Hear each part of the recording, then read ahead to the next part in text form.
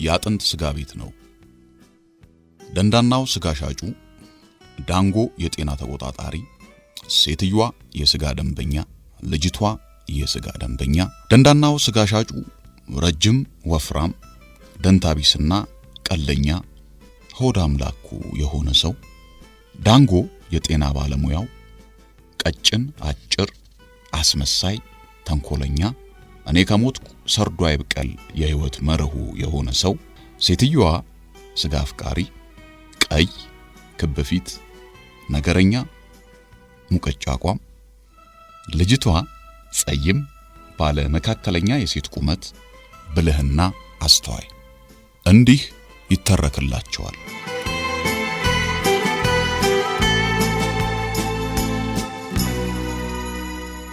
በጠባቡ መንደር በሚገኘው ልኳንዳ ቤት ፊት ለፊት ግድግዳ ላይ ጠቦት በሬ የታረደ የሚያሳይ የስጋ ቤቱ ማስታወቂያ ገዝፎ ሎጭ አግዳሚው ይታያል። የሙኩቱ ምስል አዩኝ አዩኝ ግቡና ብሉኝ ብሉኝ ከማለቱም ባሻገር ለጥሬ ስጋ ደንበኞችና አድናቂያን የምግብ ፍላጎትን የሚከፍት ነው። ደንዳናው ስጋ ቆራጩ የለበሰው ነጭ ሽርጥ የማይታወቅ መልክ ይዟል። ቢላውን ከሞረዱ እየሳለ ስጋ ያለቀበትን የተሰቀለ አጥንት ሲፍቅ ዘሎ እጁን ሲቆርጠው ደንገጥ ብሎ የሚፈሰውን ደም ለማስቆም የበሬ ሞት ያፈስበትና በበሬው አንጀት እንደ ፕላስተር ጠቅልሎ አሰረው። ከስጋ ቤቱ የሚወጣው የጥብሳ ጥብስ ሽታና የሌላው አካባቢውን በህብረት አጥኖታል። አንዲት የስጋ ቤቱ ደንበኛ ሴትዮ ትገባና ሰላምታ ከተለዋወጡ በኋላ ጥሩ ስጋ መዝኖ እንዲሰጣት ታዘዋለች።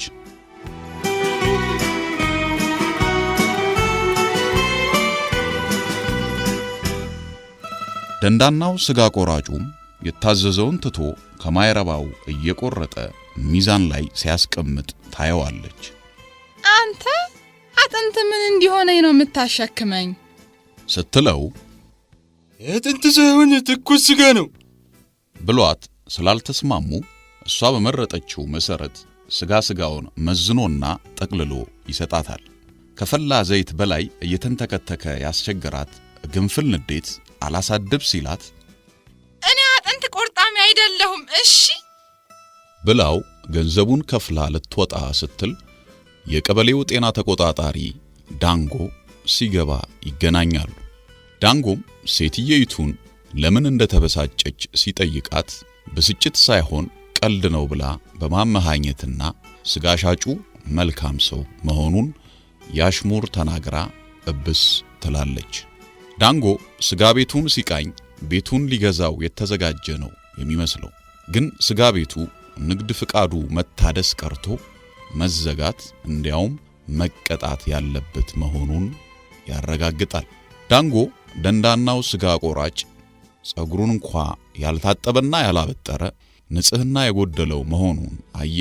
ስጋ ሻጩ ዳንጎን ንግድ ፍቃዱን እንዲያድስለት ቢማጸነውም ዳንጎ ወይ ፍንክች ሕግ አክባሪ ሆነበት። በዚህ መሃል ላይ ታዲያ ካኑባሄ የተባለ ሌላ ባለልኳንዳ ይመጣል። ዳንጎ በከፍተኛ ንዴት ከስጋ ቤቱ ወጣ ብሏል። ካኑባሄና ደንዳናው ስጋ ሻጭ ሁኔታውን ሲነጋገሩ የዳንጎ ባህሪ ተደላይና አድርባይ መሆኑን ካኑባሄ ይነግረዋል። ዳንጎ እንደ ተራበ ውሻ የወደቀ አጥንት እንኳ ከተሰጠው አፉን የሚዘጋ የጤና ተቆጣጣሪ ነኝ ባይ መሆኑ ለስጋ ሻጩ ሲገባው ነገሩ እንደቀለለለት ይረዳል። ካኑባሄ ጉዳዩን ጨርሶ ከደንዳናው ስጋ ሻጭ ቤት ከወጣ በኋላ አንዲት ወጣት ትገባና ስጋ እንዲሰጣት ትመርጣለች። ስጋ ሻጩ እንደለመደው ከወለሉ ላይ የወዳደቁ አጥንቶች እያነሳ ሚዛን ላይ ያስቀምጣል። ልጅቷም ክፉኛ በግና አጥንት እንደማትፈልግ ትነግረዋለች። እሱም እሷ ባትወድም እንኳ ትልልቅ ሰዎች ስለሚወዱ ለአባቷ እንደሚሆን አድርጎ ሊያሳምናት ይሞክራል። ልጅቷም አባቷ በጣም ያረጁና በድዳቸው የሚስቁ ጥርስ አልባ መሆናቸውን ብትነግረውም ይህ አጥንት ጥርስ ለሌላቸውም ቢሆን ተመራጭ ነው። ኧረ እንደውም አጥንቱ ሲታገሉ ጥርስ ሊያበቅሉ ይችላሉ ሲላት የሌለ ተናዳ በእድሜዋ ሁሉ የምታውቃቸውን ምርጥ ስድቦች አከናንባው ትወጣለች። በሌላ ቀን ጤና ተቆጣጣሪው ዳንጎ ተመልሶ ሲገባ ጭራሽ ስጋ ቤቱ ሽታና ዝርክርክነቱን ጨምሮ ያገኘዋል። እናም የስጋ ቤቱ ፈቃድ እንደማይታደስ ሲያበስረው ስጋ ሻጩ ለልጅቷ አዘጋጅቶት የነበረውን ውድቅዳቂ አጥንትና ቅንጥብጣቢ ስጋ አሽጎ ከተወሰነ ሳንቲም ጋር ለዳንጎ ያቀባብለዋል።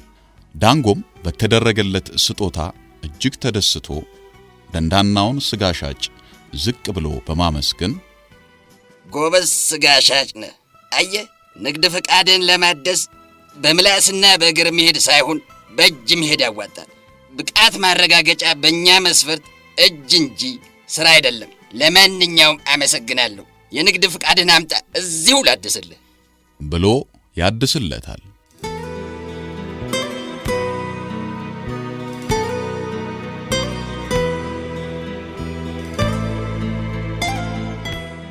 ደንዳናው ስጋ ሻጭ በተፈጠረው የካኑባሂ ብልሃት እየተደነቀ በሳቅ ተፍነከነከ።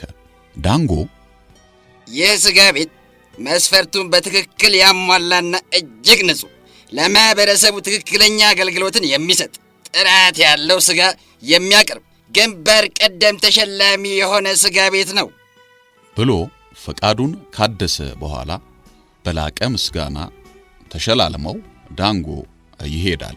እንዲህ ከሆነ ከአንድ ሳምንት ቆይታ በኋላ የደንዳናው ሰው ስጋ ቤት ይባሱኑ ሸቶና ቆሽሾ ስለነበር በአካባቢው ለማለፍ እንኳ አፍንጫን ማፈን ይጠይቃል። ያቺ ቀድሞ ደንበኛ የነበረችው ሴትዮ አፍንጫዋን አፍና ስታልፍ ስጋ ሻጩ ያያትና እንደ ቀድሞዋ እንድትገዛ ያባብላታል። እሷ ግን ከጎኑ ካሉት ንጹህና ጽዱ ስጋ ቤቶች እንጂ እንደሱ ካሉ ሸታታና አይረቤ ስጋ ቤት ለዚያውም የወዳደቁ አጥንትና ምንነቱ የማይለይ ስጋ ገዢ ጥምባንሳ እንዳልሆነች ነግራው ስትሄድ ኩራት በተሞላበት አንደበት ጮክ ብሎ ስጋ ቤቱ ተወዳዳሪ የማይገኝለትና የጥራት አምባሳደር ከመሆኑም አልፎ እጅግ በጣም ምቹና ብቁ ሆኖ በመገኘቱ ፈቃድ እንደታደሰለት ይነግራታል።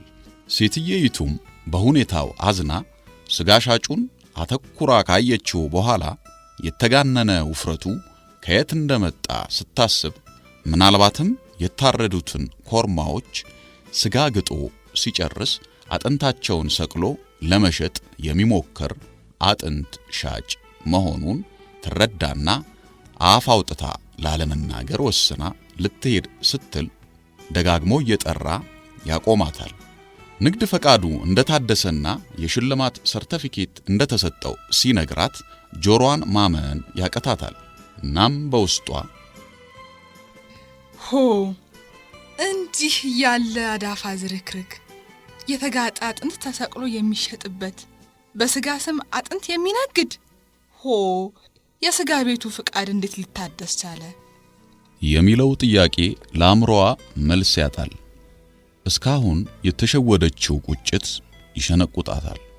ከዚህ በኋላ ፈጽሞ ከዚያ ደንዳናው ሰው ስጋ ቤት ላለመግዛት ተወስናለች።